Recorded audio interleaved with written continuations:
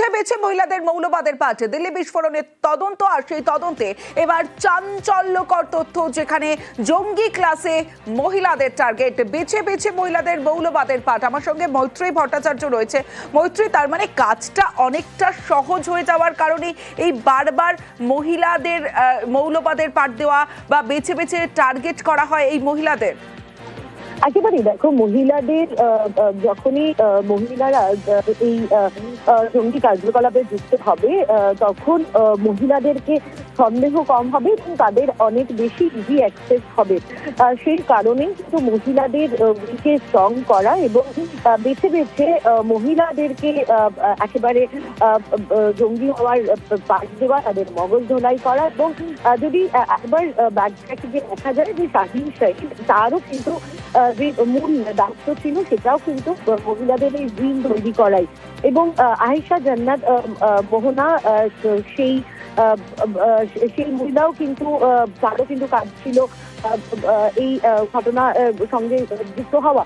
এবং অর্থাৎ জঙ্গি কার্যকলাপ হ্যান্ডলার ছিল হচ্ছে লস্করের হ্যান্ডলার হিসেবে তানিয়া পারভিন। এরা প্রত্যেকে মহিলা জঙ্গি হিসেবে তারা কাজ করতো এবং তাদের মূল অ্যাডভান্টেজের জায়গাটা হচ্ছে যে যেহেতু তারা মহিলা, ফলে সেই জায়গায় তারা স্ক্যানার থেকে অনেকটাই দূরে থাকতে পারবে এবং আনইমপ্রেসিভ তারা ভিড়ে মিশে যেতে পারবে এবং সহজেই আড়াল হয়ে যাওয়া সম্ভব। এবং সেই কারণে মহিলা জঙ্গিদের উপর এবার জোর দেওয়া হচ্ছে। মৈত্রীর সঙ্গে থাকো।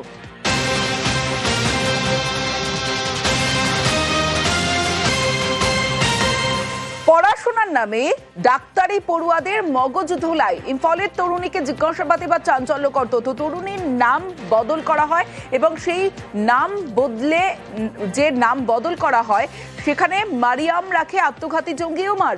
আর এই নাম বদলই মগজ ধোলাইয়ের প্রথম ধাপ। আমার সঙ্গে মৈত্রী রয়েছে। মৈত্রী, নাম বদল করা হচ্ছে প্রথম ধাপ, তার পরের ধাপগুলো কি কি জানা যাচ্ছে? কারণ চাঞ্চল্যকর সব তথ্য তো উঠে আসছে এই ইম্ফলের তরুণীকে জিজ্ঞাসাবাদে।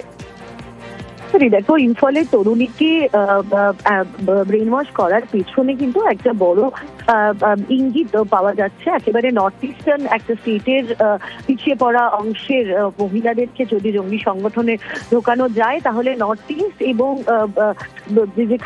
যেখানে অলরেডি বেশ কিছু ডিস্টারবেন্স রয়েছে সেটাকেও জঙ্গিরা নিজেদের আয়ত্তে নিয়ে আসতে পারবে। এবং এই মারিয়াম, তাকে নাম দেওয়া হয়েছে বা ইম্ফলের তরুণী সে স্বীকার করেছে যে তাকে র্যাডিক্যালাইজেশনের চেষ্টা করা হতো এবং শুধু তাকেই নয়, এরকম আরো অনেক মহিলা এবং যারা ডাক্তারি পড়ুয়ারা ছিল তাদেরকে ওমার র্যাডিক্যালাইজেশনের চেষ্টা করতো এবং তাদেরকে নিজেদের কন্ট্যাক্ট লিস্টে রাখতো। ফলে এখানেও কিন্তু একটা প্যাটার্ন দেখা যাচ্ছে যে নর্থ ইস্টে পিছিয়ে পড়া জনজাতি জনগোষ্ঠী যারা রয়েছে এবং যেখানে দেশের একদম এক প্রান্ত যেখানে অলরেডি ডিস্টার্ব রয়েছে সেখানে নিজেদের পেনিট্রেশন বাড়ানোর জন্য এই শিক্ষিত মহিলাদেরকে টার্গেট করারও লক্ষ্য ছিল ওমরদের। মৈত্রী, একটা বিষয় যে যেমন আমরা দেখলাম যে জঙ্গি ডাক্তার শাহিন সাইদকে যখন গ্রেফতার করা হলো তদন্তের জালে, এবং আরও একাধিক, অর্থাৎ তানিয়া পারভিন যেমনটা তুমি আমাকে জানাচ্ছিলে, আয়েশা জান্নাত মোহনাও, এই যে একের পর এক ধৃত এবং তাদের জেরা করে যে নাশকতার সূত্রের খোঁজে তদন্তকারীরা, সেই বিষয়ে কি আপডেট রয়েছে? দেখো, এদের প্রত্যেককেই জেরা করা হচ্ছে এবং মূলত যেটা দেখার চেষ্টা করা হচ্ছে যে এরা নাশকতার এই যে ছক এবং এর থেকেও বড় অর্থাৎ লার্জার কনস্পিরেসির সঙ্গে এদের কতটা যোগ রয়েছে।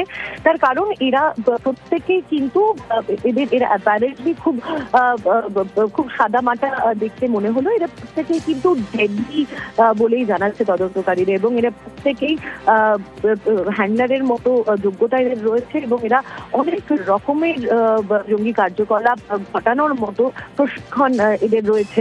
সরাসরি ওপারের সঙ্গে অর্থাৎ পাক অধিকৃত কাশ্মীরের সঙ্গে এবং জয়েশের সঙ্গে সরাসরি এদের যুক্ত ছিল। ফলে লার্জার কনস্পিরেসির সঙ্গে এরা কতটা যুক্ত এবং সেক্ষেত্রে নাশকতার কি ছক ছিল এইগুলোও জানার চেষ্টা করছেন তদন্তকারীরা। বেশ মৈত্রী।